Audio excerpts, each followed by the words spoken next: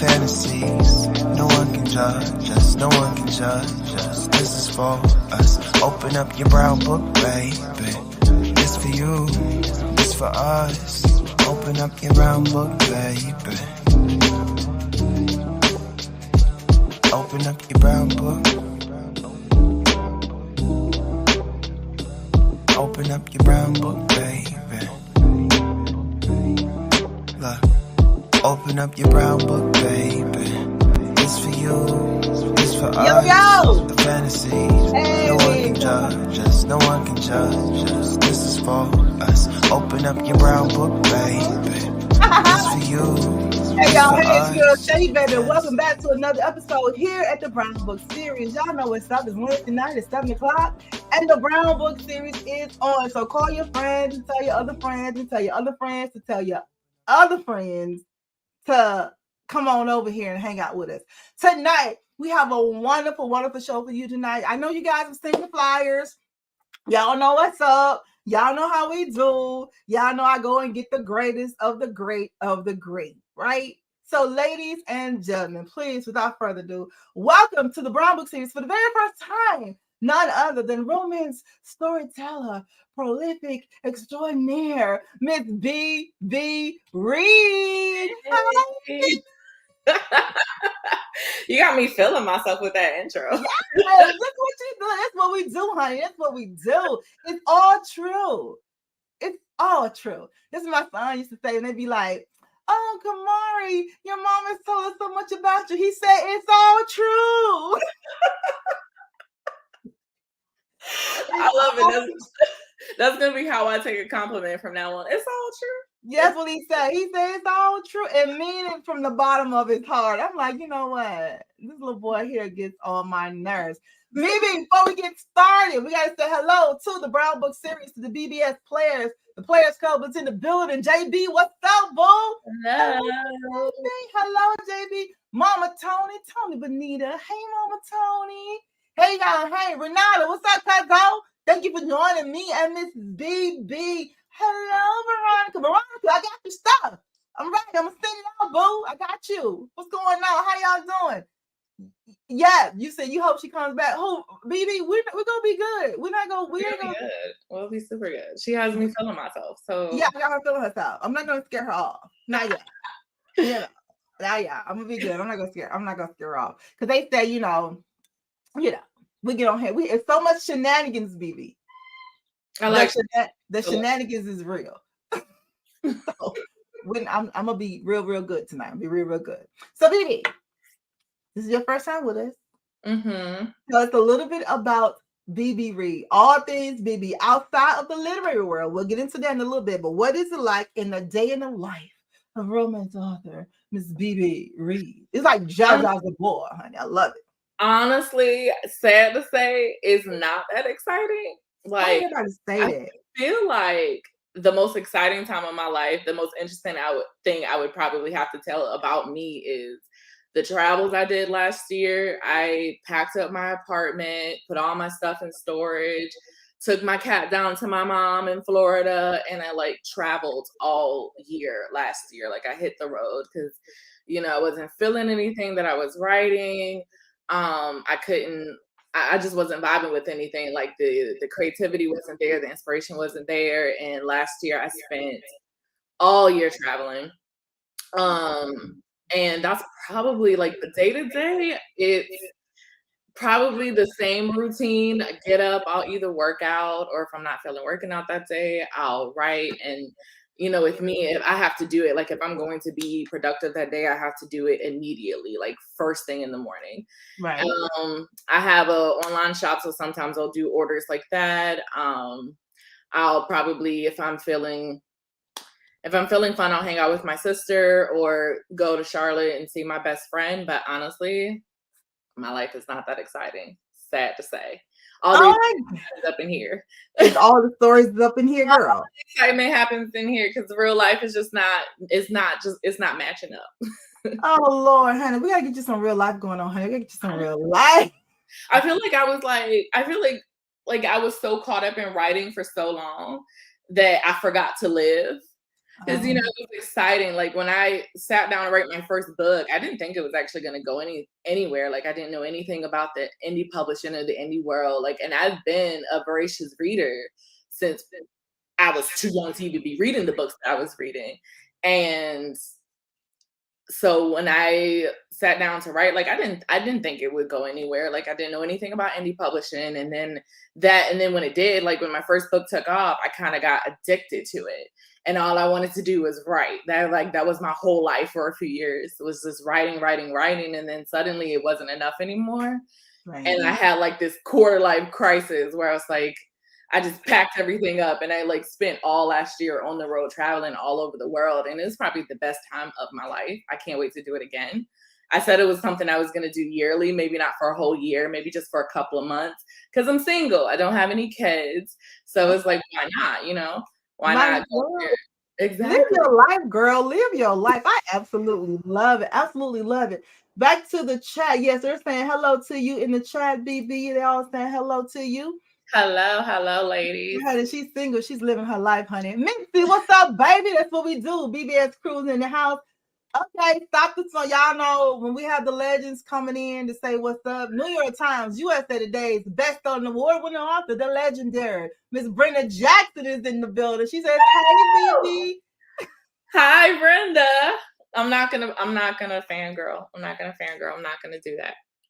Okay, don't do it. I'm trying not to. I'm gonna keep it together.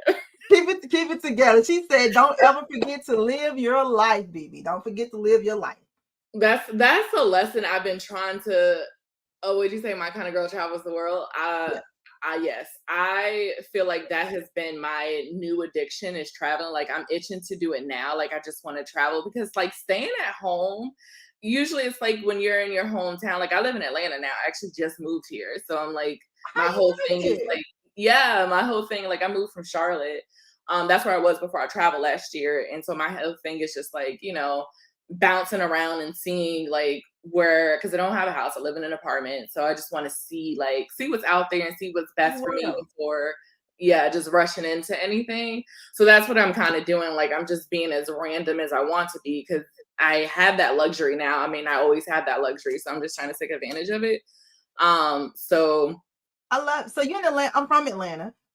So do you like it coming from Charlotte? It's so crazy. You're doing the reverse. When I was younger, I wanted to go to North Carolina State. I couldn't. NC State was where I was going to be. I told my brothers, look, I'm moving to North Carolina. I don't care. I'm going to. I don't know, something about Charlotte. I just was like, I loved Charlotte forever. I don't know. Like, I got that a lot too when people found out that I moved here from Charlotte. I mean, Atlanta is just a pit stop. I'm not planning to base my whole life here. It was just like I couldn't figure out where to go after I got off the road. So I just like, you know, Atlanta's right there. It's like 4 hours from Charlotte. So I just came here. It was really random. But they would say, I'm trying to go to Charlotte. But Charlotte is great in some aspects. But for me, it was kind of boring. Like, there wasn't really... Well, are you from there though, born and raised, or not really? I did live there for a while. I moved there in 2017 from Raleigh, where I went to school, but I'm like from North Carolina, but not from North Carolina. So I was born in New York, left after kindergarten, raised in North Carolina. I was in a small town, like on the East Coast side, over by Elizabeth City. Trying to think of the biggest city. And then I went to school in Raleigh. I lived there for a while. And then my best friend moved to Charlotte. I missed her. It only took me a year to miss her. And then I followed her to Charlotte. And then I left her. And now she's mad at me and telling me to come back. So she didn't come on to the A, hang out with you. Yeah, I know, right? I keep telling her, I was like, she hasn't come to visit me yet. Girl, that's how, let me tell you, I live in Massachusetts now. That's how they be, honey. They be like, I'm gonna come visit you. I got somewhere, another place to come. I've been here. I left Atlanta 10 years ago. Haven't seen them since.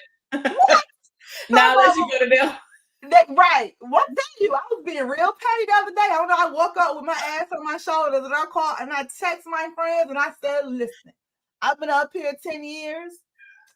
Y'all whores ain't came to see me now once. Like, we gotta leave the state in order to see each other. Like, unless we're taking a trip, I ain't gonna see her. Exactly. And that's how it is. I told them that's not right because I was coming home. I was going back to Atlanta like and you would think weekly. I was always the one coming home for birthday parties, coming home for Christmas, coming home for everything. And now I say, y'all, if y'all don't come and see me, do not call me. I don't even answer their calls no more. They be like, really, Shay, this how you doing us? Yep. Unless you sending me the plain confirmation, I'm not talking to you. Exactly. And I'm going to see her this weekend because my cousins are having like a Cousin's Day cookout. A majority of them live in Greensboro, so I'm driving down there, and I might not feel like coming all the way back to Atlanta because they're talking about turning up. So I told her I'll stop in Charlotte and see her and stay overnight and stuff. But I think I've driven to Charlotte a couple of times. She has not come to see me. I'm not gonna hold it over her head too much. Yeah, no. So you're a good friend. I'm not. I'm petty with it. I'm petty, BB. I'm not even answering the phone. I'm like, no. Oh, so now you remember that I'm alive. Yeah, exactly. I was gonna block them, but I'm like, shit, if you block them, then you won't know if they bought their plane tickets or not. They're gonna lie and say, I was calling you the whole time. See, that's the reason. Yeah. They blocked you. You know what I'm trying to tell you, girl? That's how they be. That's how they be. Arthur DL White is in the building. She's ATL's bound. Hey, Arthur DL girl. She's in Atlanta too. A lot of authors live in Atlanta. Yeah, a lot of them in Atlanta. Y'all need to get. I haven't really. I'm kind of a couch potato. So you can live anywhere. My friend calls me Al Bundy. Because I haven't gone out really. Besides my sister on my father's side, I don't know anyone here. So I mean, I've gone out a few times, but I think the last thing I did, like the last time I went out, was the Strength of a Woman festival. Okay. At Mary J. Blige. It was good though. Oh, listen, Mary gives you, she is the strength of the woman, honey. You know what? You got to hook up with them. D.L. White is there. Sharon C. Cooper is there. Vanessa Riley is there. Kennedy, you need to hook up with some of your little author friends. Kennedy moved back to Charlotte. We kept swapping because at first we were in Charlotte together. Then she moved to Atlanta. Then I moved to Atlanta. She moved back to Charlotte. I think she did it on purpose. I think she's avoiding me. Hey, listen, she'll be back to the A. She gonna be back. Something about her in Atlanta and North Carolina is like a love-hate relationship. So just stay on right there, baby. She'll be right on back. She will be right on back. Now, BB, how did you know that writing was your thing? I read your little fast self was reading romance at 12 and 13. Just hot. I said, look at her little fast tail. How did you know? First of all, how did you get them books, honey? Oh, see, I was strategic with it. My mom had some in her closet, and like I would go in there, and I was like perusing one day, and I guess she caught me, and she knew what was up, because the next thing you know, they were gone out of her closet. She moved into the attic. But my mom, like, she was a single mother. She worked 3 jobs. She was gone a lot, taking care of us. She had 3 kids. So when she went to work, I went up in the attic and got them. And then after that, I got a job at the library. Not like a job. I was volunteering. Like at this point, I was like in high school by then. So I was volunteering. So I would go there every day after school, check out books, and then tell the librarians it was for my mom. She told me to get. You sneaky and lie. Look at you. You're fast. And I feel like they knew. Now that I think about it, they knew I was full of it, but they never said anything. They was like, baby, I read that book, so go on to read it. It's okay. Go on read it. It's okay. Now, BB, speaking of reading books, it brings us to the first segment here, the Brown Book series called Name That Book, where we give you a passage, a character's name, or a synopsis from one of your books, and you have to name that book. Okay. Yep. See, I will test my skills here. That's what we do, baby. That's what we do, baby. They say you're a gypsy, honey. They say you're a gypsy. Oh, because I move around a lot. You moving around. They say you're a gypsy. We'll make a way to read the y'all. Yes, JB. Yes, y'all will make a way to read them books, y'all. Harry Potter wasn't cutting it anymore. I need something. She needs something else. All right, are you ready? Okay, I'm ready. Here we go. Read to you. It's a passage, a synopsis, something pertaining to one of your books, or maybe even a character. You have to name that book. Okay. All right. First up, name that book. Here we go. She's the street racing daredevil who brought the king of it with a. Okay, Evermore. Oh, it was Evermore. Oh my God. That's what I'm saying. So you gotta let me get it out. Gotta let me get it out. Now I said I was gonna be nice tonight, baby. And I was cocky. Well, does it count if it's an extension of the Period of Puppet? It's all right. No, it don't count because you're wrong. Now. All right. I will let you get it out. I was too cocky. I came in hot. Okay. You came in hot, but it's okay though. You know what I'm saying? It's okay. You got excited about that thing. That's what we do around here. We get excited. But no, it was Evermore. Tell us a little bit about. I'm gonna be nice. I see Brenda on here. She can be like, "Be nice, Shay. I'm gonna be nice." That was my own fault because I saw Brentwood and then I blurted the answer. I was like, I saw Daredevil and Brentwood. Okay, so Evermore is an extension of the Period of Puppet. It's a bonus novella. It's a bonus novella. I see I had to get tripped up. It's the bonus, baby. You did. That was a good one. You tripped me up. That's what we do. Welcome to the Brown Book series. Hey. Okay. It's all good. So tell us a little bit about Evermore. Evermore, honestly, there's not much to tell without spoiling it. It's just an extension of the Period of Puppet where the characters are, because this is a high school romance. So they're going to prom and it like follows up on some drama from that happened in the Period of Puppet that I don't want to spoil it if anyone decides to pick it up. But yes, it's something I wrote for a podcast, actually. That's how it came about. And it's like really, really short, like 50 pages, but it's really good. It's just hard to tell what it's about without spoiling it. It is really good. That's why I was like, oh yeah, we're gonna get this one right here, honey. You did. That was a good one. You tripped me up. I got too excited. It's okay. We do that. We making people excited around here. That's what we do. Right. Next up, look, she said she ain't gonna say nothing now. She been here all day. I'm gonna think like this is a test. Listen, I'm ready. Right? And it's easy. All these are the easy ones. We're not gonna do any hard ones. Well, we thought we would. This your first time, so it's gonna be real easy breeze, okay? Yeah, you don't believe it? She don't trust. I don't believe you now. I don't believe you. I lost the trust, y'all. I don't believe you. I learned my lesson. Okay, I'm ready. Game face. Game. Name the book. I don't believe in fairy tales and Prince Charming. I believe in fear. He taught me how to be afraid.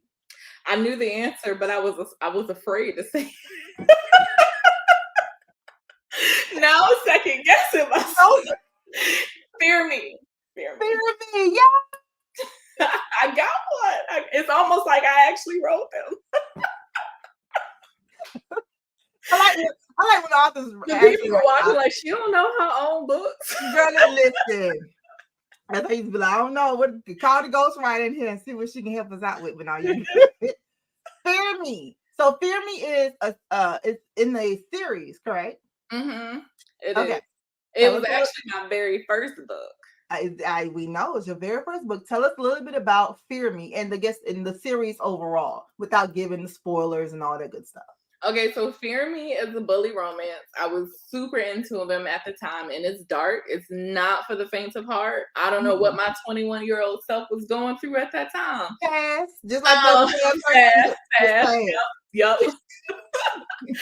It follows the couple Kieran and Lake. It starts off with him bullying her. He does something really horrible, like he hates her because she's this brave, pure, good person, that everything that he's not. So he sets out to basically break her. Doesn't sound like much of a romance novel to start, I know, and you have to have a lot of patience with this one.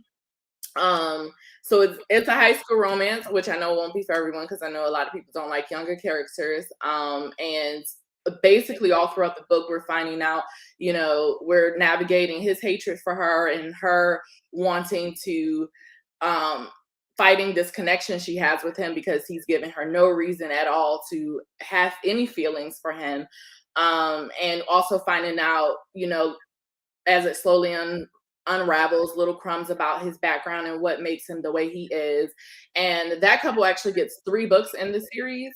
The 3rd book, Fear Us, is about his brother, and the 4th book is his best friend.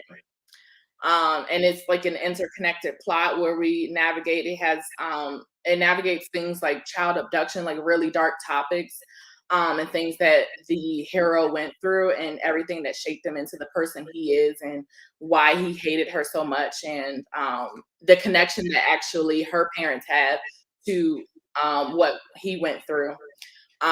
So yes, it's really good. It's really good. Just not for the faint of heart. It's not for the faint of heart. I don't know what's going on with Miss B.B over there, but I'm here for all of it. I'm like, and you're right. I normally don't, because like the younger characters, I normally don't. But something about this, it reminded me. I don't know if you ever watched the show. Is All American? I think with Olivia and Spencer. Like they went from high school to college, and that whole little. I'm like, dang, it gives you like Saved by the Bell feel, like, but yeah. I never watched Saved by the Bell. I'm trying to think. There was something that they compared it to. It was another one. Was it One Tree Hill that someone had compared it to? I've never seen it. Yeah. That's because All American. Google All American and try to watch some episode, just a little bit of Spencer and Olivia, their story, their whole hoopla. You'd be like, okay, because that's what it reminded me of. I was like, okay, this is. Okay. It's been a hot minute since I wrote that book. I wrote it in 2014, and like as I was telling, I was trying to remember everything that happened in the book, and it's kind of crazy because like readers a lot of times they'll tag me in quotes, and I'll just be like, I wrote that. Listen, get it together.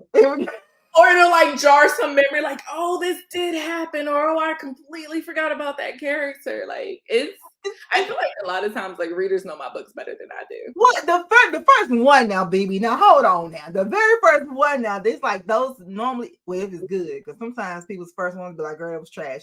But the first ones that are good, you just remember it. You just, it is what it is. But that was a good book, honey. I was like, this little boy on his cover with his shirt open, honey. I don't know what's really going on. All right. Next up, name that book. Here we go. Everyone seems to be in a frenzy today, which meant something big must be happening while I'm awaiting my fate. Wow. What did I do to you, Shay? What did I do to you? Because you ain't coming to my event next year. Are we enemies and I don't know it? Because you're not coming to Raw next year, so I feel some type of way because you can't come to 2026, so I'm feeling some type of way right now. So that's why you're getting this. That is a hard one. Okay.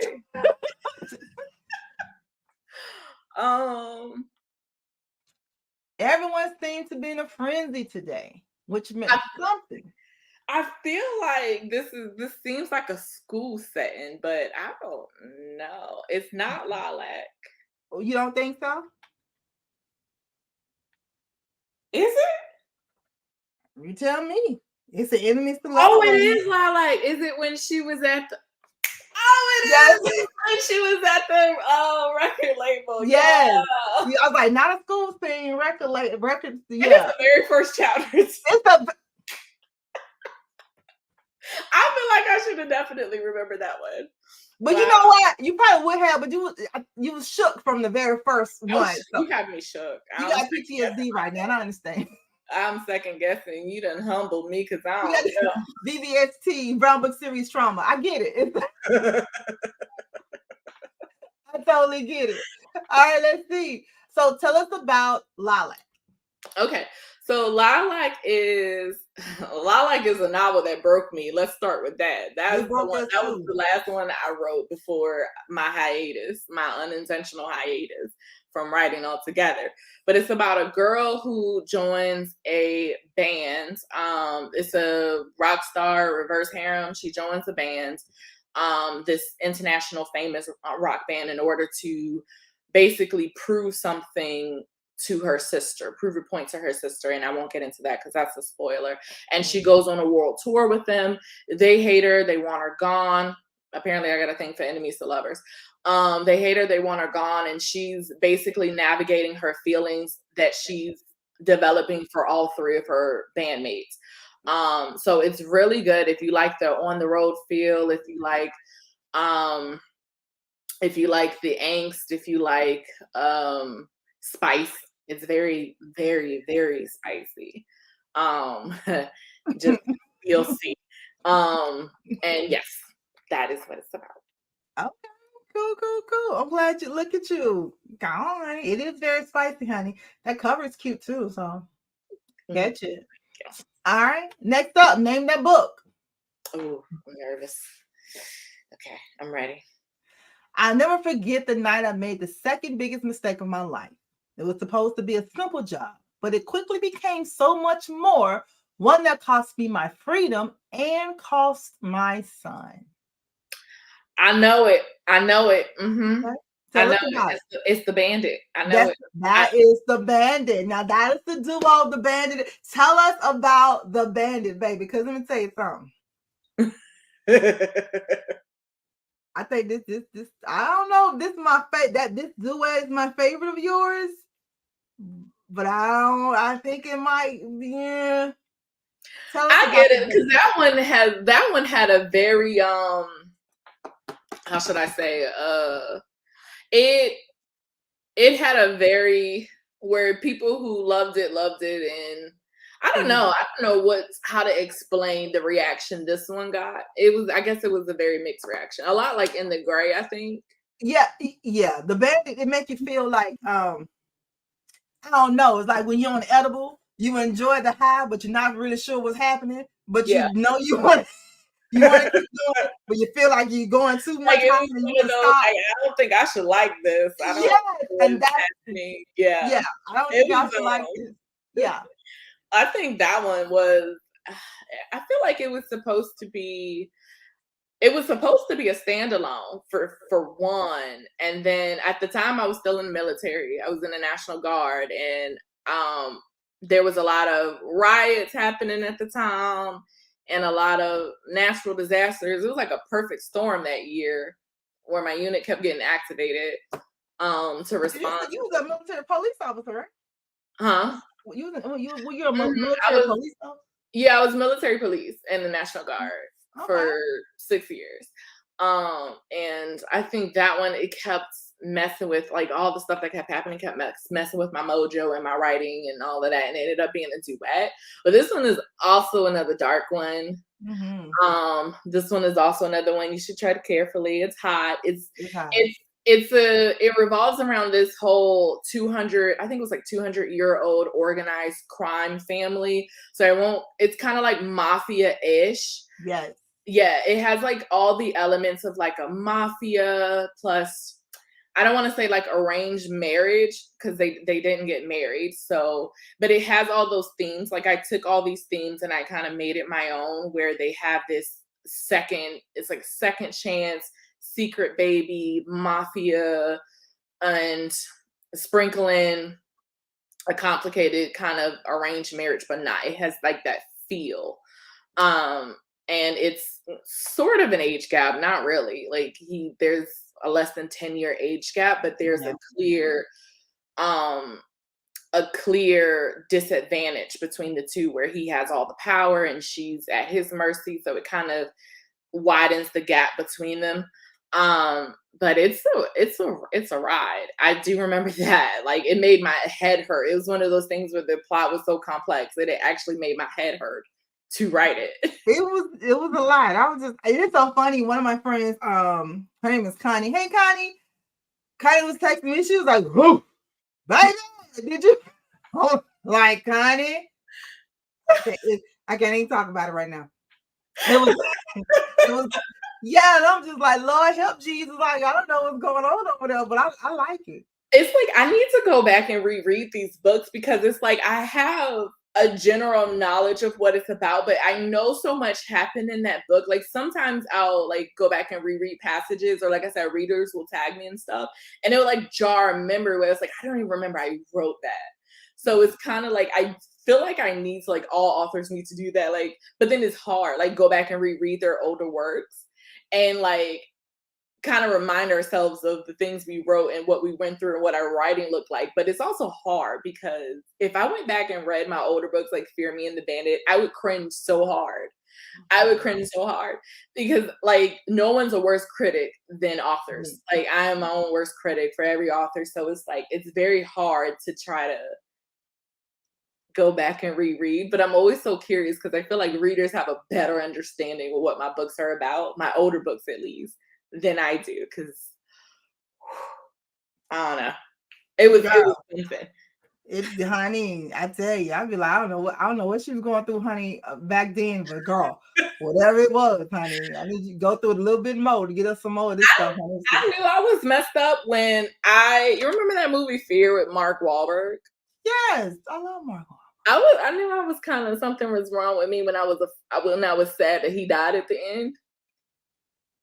Do you remember what happened? Like he was like, she started dating this guy. It was Reese Witherspoon and Mark Wahlberg. Yeah, because I was like, wasn't it Reese? Yes. And then he turned out to be a psycho. Like yes.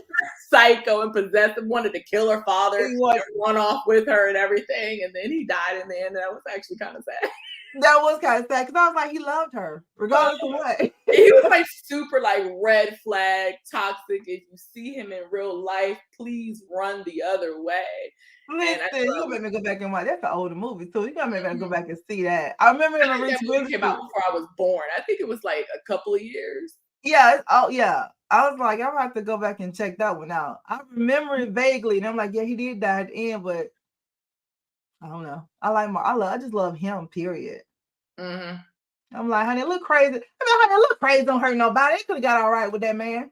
The psycho heroes are kind of like, they're very entertaining to read about and watch. Girl, Dexter, you watch Dexter? I did, but I don't think I got past more than a few episodes or a season. It's not that I didn't like it. I just got bored. He was just so sexy. I was like, you know, despite, you know, him killing me at the end, I would have slept with him. Because I'm like, no, hold on. You sure you ain't gonna kill me after we do this? He was like, nah, baby. Meanwhile, he got a whole machete hiding under the pillow, just waiting. Just waiting. I'm like, yeah. So I'm like, he was. I don't know if it's worth it. I don't know. Yeah, I'm like, man, listen, I might have to try him out. I had to change it. I think it was just like all the gore. For me, it's like I can only handle so much gore consecutively before I need a break. Okay, I got you. Yeah, and it was a whole TV show, so yeah, I didn't stop it for any particular reason. I think I just got bored. I get you on that. All right, cool. Last up, name that book. Here we go. I know what they say. Grief makes you do things. After the year I've had, I'm bathing in it. Give me a hard one, baby. That's In the Gray.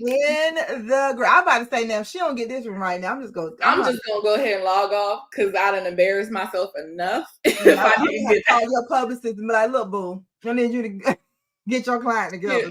Y'all sure she wrote this? Because she don't know her own stuff. I'm here for all of it. In the Gray just came out last month. Mm-hmm. It's your latest release. Tell us about In the Gray. In the Gray. Okay, I should be able to get this one right without spoiling. The hardest part is trying to describe your own book without spoiling anything. This is okay. This is why authors don't like writing blurbs. It is very hard to sum up a book and not give away spoilers and not give away, like, you have to leave stuff for readers to discover, and that's so hard. I didn't know that. I'm just realizing finding that this out about writing synopsis and blurbs and stuff. They said they call it. Brenda has said something to me about it. They call it the dreadful synopsis or something like that. I didn't know you guys didn't like writing those. I don't say I hate it, but it's hard to sum up a whole book. And just like, I don't know if you like long blurbs or short blurbs. I know when you write a too long blurb, you run the risk of giving away everything, right? Right. But then if you write a too short blurb, then they're like, okay, I'm confused. What is this book about? I don't even know if I want to read it. Then you have to go to read the reviews. But it is so hard to sum up an entire book in 100 to 200 words without giving away too much and giving just enough to intrigue people. And then, like, you ever hear authors try to describe their books and they stumble over it? Like, I've had readers describe my books better than I have. Like, I will, like, especially, like, book signings. Like, a lot of times, if my best friend isn't with me, they will assign me a volunteer, usually someone who's familiar with my work. And then they'll describe my books, and I'm just sitting over here like, well, why did I think of that? like they just you should be like, hey, girl, write that down. Yeah, write that down. Like, what did you say again? Like, I hate it. Okay. Yeah. But In the Gray is an age gap romance. It is about a girl who loses her father, and she decides she needs a new. So she receives an anonymous letter in the mail, and she decides, she's gone through so much. She just found her boyfriend cheating on her with her best friend. Her dad is dead. Her mom's checked out, and then this anonymous letter arrives in the mail and says, go here if you want to know the truth. There's some things surrounding her background that came to light after her father's death. So she packs up all her stuff. She leaves. She takes a break from school because she's in college at the time, and she travels to the city called Idlewild to meet the Kings.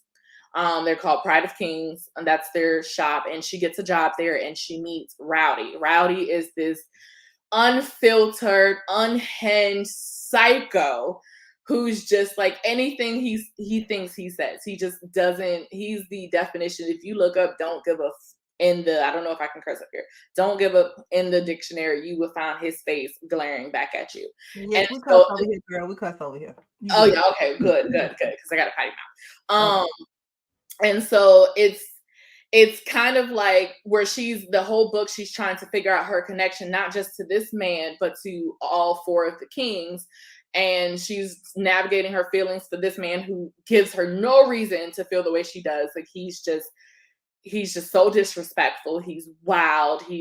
But he's very smart. He's very intelligent. He's very much protective and loyal, and he has a lot of good qualities, and she's learning that about him. And and there's this huge age gap between them, and there's so many reasons why they shouldn't be together. But then he decides, I want you, and he pursues her, and it's a wild ride. Like the plot twist, I don't know if you read it, but definitely read the trigger warnings on this, because the plot twist will definitely send people into a tailspin. Again, I don't want to spoil anything. You should read it. You should absolutely read it. Okay. All right. Look at you, honey. Listen, she was like, you can read this one. I wrote this one for real, y'all. I wrote this one. Y'all like In the Gray, I'm extremely proud of In the Gray. In the Gray, I've been writing it since last February. I was in Houston at the time. I was traveling. I was in Houston. In the Gray went through a few different revisions. I have so many revisions of this book in my head, and I'm trying to keep them all straight. It even had a different heroine when I first wrote it. It's a different cover too. No. I have two covers. They have two. This is like an alternate. This is the alternate. And this is the main cover, so they're both available. Okay, because I thought, I'm like, well, what is it? Why is it two different colors? I'm like, so like it's like I think, I don't know when this whole started, when authors started getting into the habit of doing like a main cover and then an alternate cover. I guess based on readers' taste, you have an option of.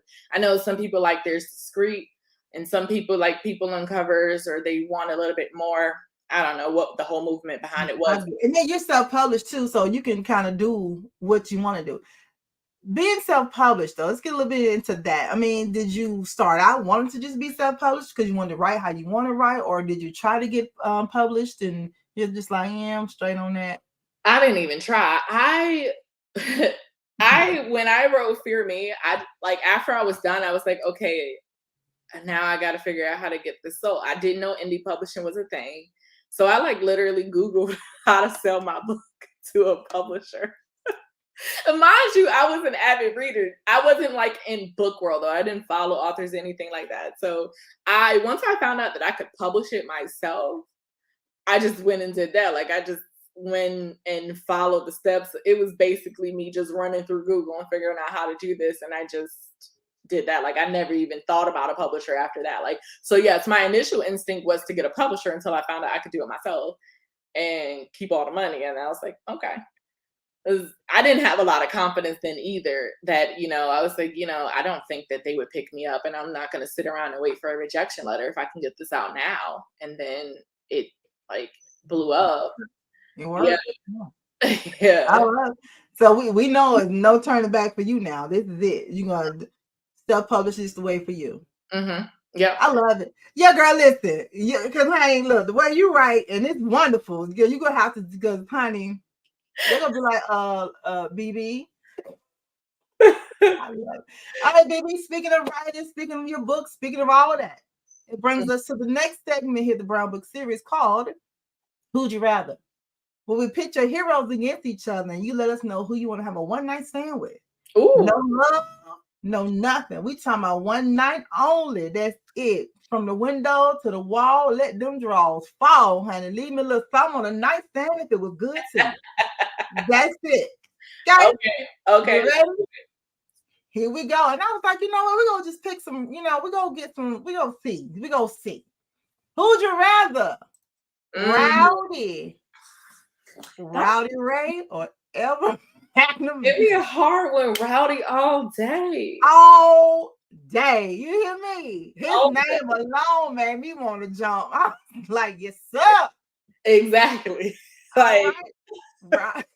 Rowdy it is. Next up, who'd you rather? Vaughn Reese or Dash Chambers? Vaughn. Okay. Vaughn. Yep. Oh, all right, Vaughn it is. Okay. Here we go. Who'd you rather? Let's play with these masters. Kieran. Sorry. Kieran. Yes. All right. Okay. I feel like I keep going for the ones that are the most fucked up. Yeah, but it's one night stand because you know it's gonna be good. One night stand, right? One night stand is gonna be good. Now, you picked Rowdy, you picked Vaughn, and you picked Karen. Mm-hmm. All them three against Angela Snipes. Who you going? Wait, I could have all three versus just having him? No, out of all three of them against him, who would you pick? Throw him in the mix. Rowdy. You even over Mr. Knight? I think I'm going with Rowdy.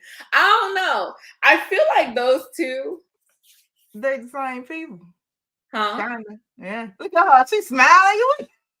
Rowdy just I just know he would give that he would give more of what I'm looking for. So yeah, Rowdy. Okay, Rowdy it is. I'm with it. BB. Author's moments. Okay. What's your most urgent priority for the rest of the year, both in the literary world and in your personal life? My most urgent priority is hoping I can get another book out before the end of the year. Okay. I don't know. It takes me a while to write a book. Listen, all the stuff that you got going on up in these books, I understand. Yeah, like you should see my storyboards that I got like up on my wall. Like it gets intense.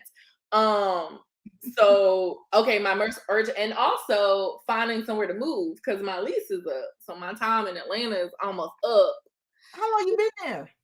I can't believe next year is gonna be a year. Not next year. Next month is gonna be a year. Wow. Already. I feel like I just moved here. I feel like you just did too. Yeah. So I'm like, dang, that went fast. So you don't want to give it another year, just I thought about it, but I don't know. Mostly because I just don't know where I want to go next. I don't feel like doing a whole long distance because I thought about LA for a little while. I don't think I could live there long term. Just for a little while, but I don't feel like doing that long distance move right now while I'm trying to play catch up with after my hiatus. So I don't know if that's the move. So I might stay in Atlanta like another year. I'll figure it out at like the last minute, like I always do. Listen, I'll be there in September. I'll hook up. I'll be there in September. We can hook up. Yeah, we can go for drinks or something. Go for the drinks. I got a couple of events I gotta do. We just hang out. You come to the events. Just come hang out. Okay, I will do that. Work. Then hook you up with the rest of the authors down there. You'll be all right. You'll be like, what? It's hot in Atlanta, baby. It's gonna be cool. All right, author's moments. In being a novelist, what did you learn a little too late? Social media presence, I think. I'm not much of a social media person. I definitely let that I slacked on that in the beginning. I still don't think it's as important as writing. I would, if I had to choose between spending all my time on social media and talking about my books or the book I'm writing versus actually writing it and making sure it's good, I'm always going to choose writing and making sure it's good. Right. But I would say that, but I still think, especially as an indie author, because we don't have a big publisher behind us to handle all that, like a social media presence as an indie author is important, and that's something I learned a little too late. But I mean, I said okay, so not too much. You did very well, and you still doing, and you still doing very well. So, yeah. And I think I'm trying to think of another one. I think putting too much value in making lists and ranks, and I think I wouldn't so much say that I compete. I feel like the only person I compete with is myself. I try to outdo myself every single time. And maybe that could also be sometimes detrimental. And what messed with my head the last 2.5 years is that I probably went a little too far with trying to outdo myself every time. Because after Lilac blew up and I had, like, it was the most successful book I had ever. I was like, I can't go back. I have to do better. I have to outdo this one. And I became even more critical. Like, I critiqued myself even worse than ever before, and I got stuck. And so I feel like I think I was more worried about numbers than actual the craft and creating and remembering why I started reading and writing romance. And I think I learned a little bit too late that if I'm not loving what I'm doing, then what's the point? What's the point of it? You're right about that. That is true. That is true. All right, cool. I love it. Author's Moments. If you could have tea with one fictional character of yours, who would it be and why? Is it sweet tea or is the house? Long Island. Long Island. I'll take that. Long Island at this point is the only thing that gets me faded. Okay. So who would it be? Who would it be? That's a hard one. I feel like I could learn life lessons from Braxton. I would have a Long Island. Okay. She was a badass. She was. Yeah. I like Braxton too. Hey, Miss Fawn. Her name originally was Francesca Fawn, and TJ made me change it because she said it sounded like a stripper's name. It's not like the nanny. Fran Drescher. Fran Drescher. I don't care what nobody. But you know what? I'm glad she keeps me straight because I will take honest friends any day. That will tell me the truth. Yeah, that is true, y'all. Oh, Fran. I love Fran. B.B. What's up? Author's Moments. If you could sit down with your 15-year-old self, what would you tell her? Write sooner. Like, okay, I started writing at 21, but I really wish I had started it while I was in college. Although, then again, I probably wouldn't have graduated if I did, because reading romance tanked my GPA enough that I don't have to be reading and writing and then trying to fit in studying too, because I spent more time reading romance than I did studying, and my GPA suffered for it. Listen, reading romance, my sleep suffers from it. I'm telling you, I don't know. There used to be where I could be like, okay, I got a busy day in the morning. I got to be up. I got to be out. I got to, especially when I was on the air. I'm like, okay, I got to be bright-eyed and bushy. So how long this shit, and I'm like, I'm going to read this book and I'm going to go to sleep. Next thing I know, it's 2:00 in the morning. I'm up here like, oh my God. And then I'm asleep and I'm dreaming that I am the hero. It's just, you're dreaming about the book, right? And you think you're still reading. Yes, and girl, let me tell you something about Brenda Jackson's book and her narrators. If she wasn't my auntie, I wouldn't even talk to her no more. Girl, her books have me gone. Like, I literally put my headphones on. And when you gotta get in the audibles, Ron Butler is oh my God, sweet Jesus. And I'll put them headphones on and I read along with Ron while he's reading to me. It's a drug. It's a drug. I used to be at work, and sometimes when I'd be like, oh, back to you, Bob, or hey there, I'm like, oh, wait, that's Brenda Jackson book. Wait a minute. it will take you. So I feel you on that. It's not right. It's just Do you not prefer right. listening over like reading with your eyes? I don't know. It's Ron Butler. Just get a sample of him reading something.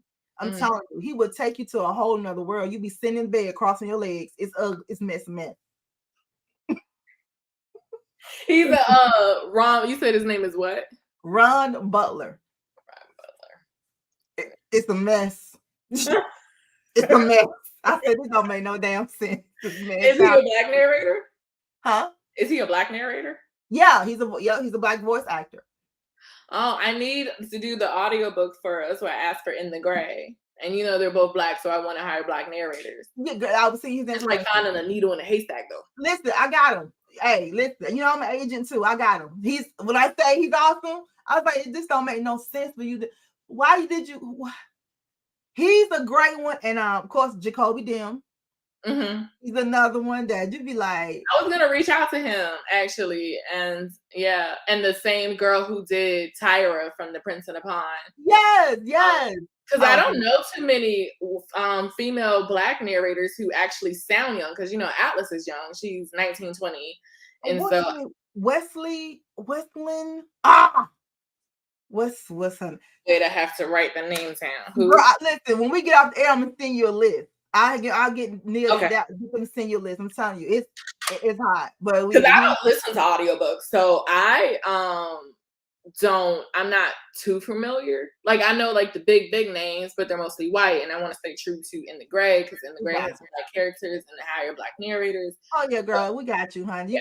I'm telling you, I wasn't into the audio either because it had that monotone. I'm like, this is just blowing me. So let me just read it and keep pushing. And then you read, then you get introduced to the Ron Butlers and the Jacoby Dims and the Westlyn, all of them. You like.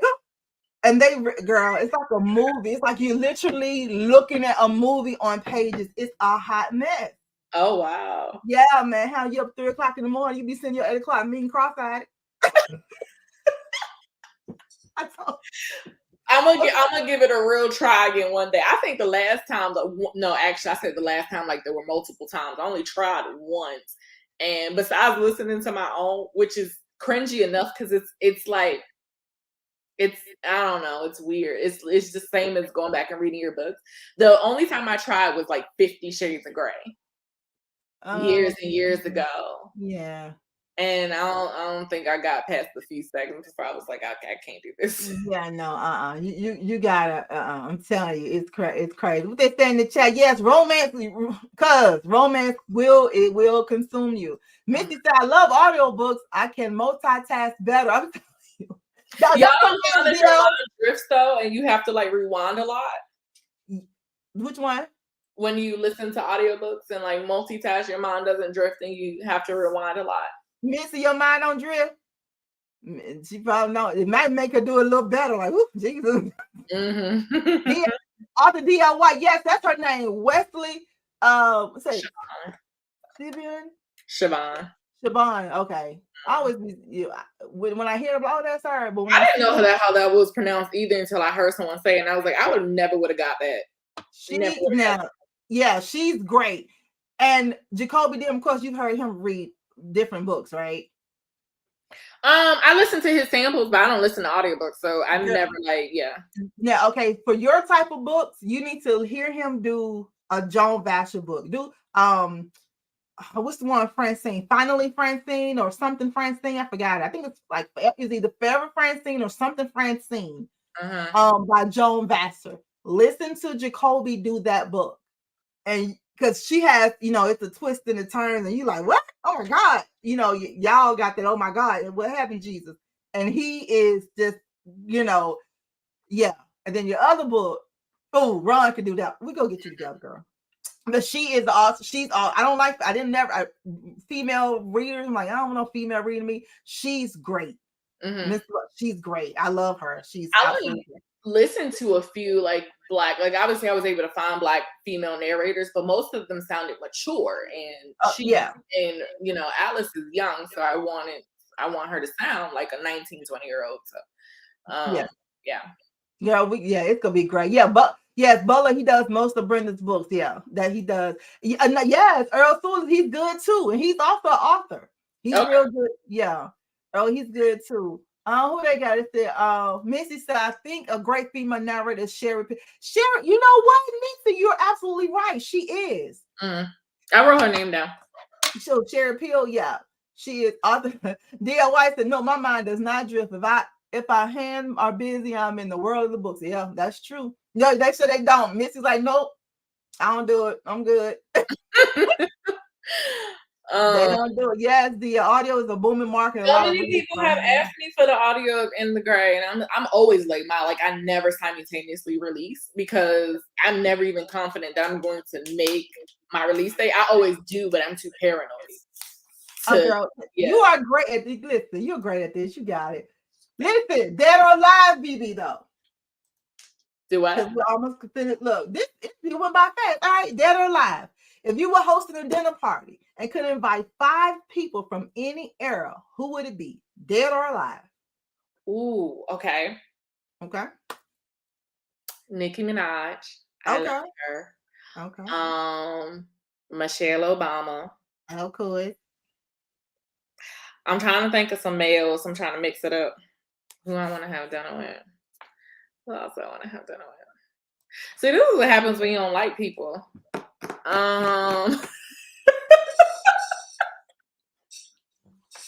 Like, I got 3 more to go. My mind is like J. Cole. I would love to have a conversation with him. I'm naming mostly, I feel like, rappers. I learned 2 rappers. You good. It's your party, baby. I need to do somebody else. Whose mind would I love to pick? Dead or alive in any era. I'm gonna say Sarah J. Maas. She's an author. She writes fantasy, so it's not romance. So I can talk about something besides romance. Okay. And how many is that? 4? Yep, 4. 1 more to go. This is harder than I thought. What? I'm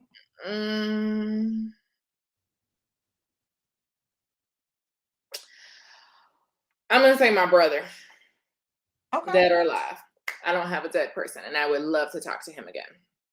Awesome sauce. That's what's up. All right, cool. See, we be asking profound. We ask who you want to sleep with, and then we ask profound questions after that. Balance. I love it. Mixing it up. It's balance. I'm all about it. You know what I'm saying? Because I'm like, y'all, the show is like me. It's balance. You know, I'm ratchet, and then I'm professional, and then I don't give a, and then I have energy. I love it. I love that. I love mixing it up and having it. I love it. Mixing it up. Absolutely love it. Now, BB, this has brought us to the end of our interview. We have one question left, but before we go, all things B.B Reid, tell them where they can go and get all your books, your social media handles, and where can they go and pick up your latest novel, In the Gray. Okay, so you can find me in Barnes and Nobles. You can, I can't. People find my books all the time. I still have not walked into a Barnes and Nobles and seen me on the shelf, but apparently you can. Did you put them in Barnes and Nobles? Huh? Did you put your books in Barnes and Nobles?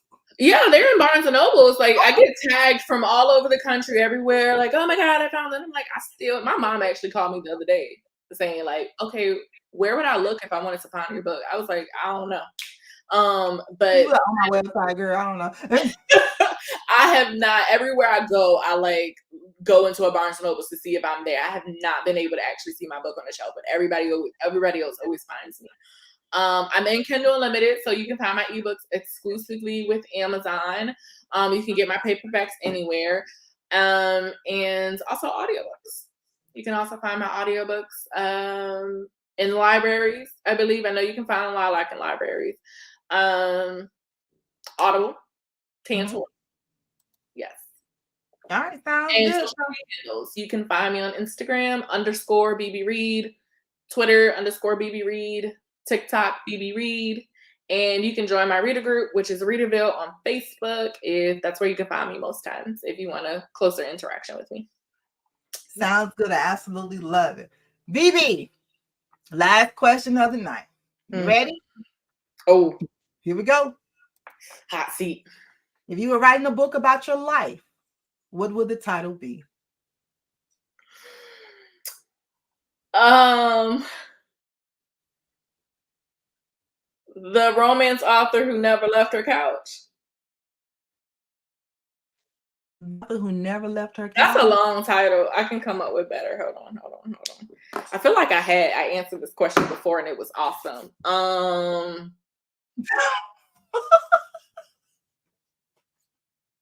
don't know. I'm gonna stay with that long title. At least you'll have a good cover. The romance author who never left her couch. The female Al Bundy. The couch potato. Yeah. Absolutely. I told you I'm not that interesting.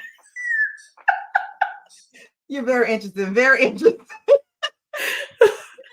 Thank you guys for joining us today. B.B Reid. Yes, it was awesome chat. Thank you, Ms. JB, for checking in with us. Thank you, Veronica. Thank you, guys. Thank you for joining and talking to me. Yes, it was a very nice meeting you. We're gonna bring BB back later on. We gotta get her together. We gotta wait till she get caught up with all her books and stuff. And she's gonna come back on the show with us, and she's gonna do a read, and she's gonna, play a little more games with us and do a little more stuff with us. And we let y'all I'll read a passage. I do that on TikTok. Yeah, right. Read a passage and stuff like that. So make sure you check us out, y'all. Next Wednesday, 7:00, we can join me. I'll be here, of course, with Aja. Aja, oh my gosh, she's another wonderful author. So she's going to be here on next Wednesday. So make sure you check her out. The ones who missed the Vivian Stevens on Once in a Lifetime interview, baby, we have part 2 coming up in I think it's late August or early September. We'll keep you posted on that. But right now, go get everything. B.B Reid, get your tissue together, get your pearls together because you're gonna be clutching them.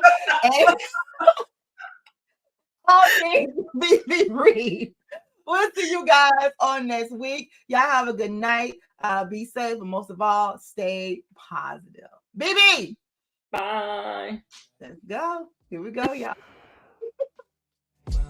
Open up your brown book.